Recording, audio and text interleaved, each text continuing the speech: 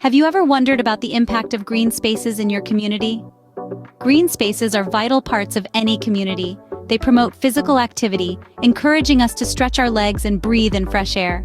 They also foster a sense of community, becoming meeting points where neighbors can connect. Furthermore, they contribute positively to our mental health, offering tranquil retreats from the hustle and bustle.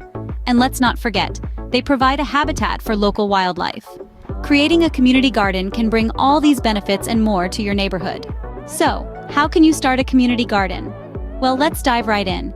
The first step is to find a suitable location for your garden. This could be a vacant lot, a neglected backyard, or even a rooftop. What's important is that the area gets plenty of sunlight, has access to water, and is easily accessible for all community members. Once you've found the perfect spot, it's time to gather a team. Look for individuals who are passionate about gardening, sustainability, or simply improving the neighborhood. Remember, a community garden is all about teamwork and shared responsibilities. Next, you'll need to seek permission and support from local authorities. This could involve presenting your plan to the city council, securing necessary permits, or even partnering with local organizations for resources and support. The fourth step is to set up a garden plan.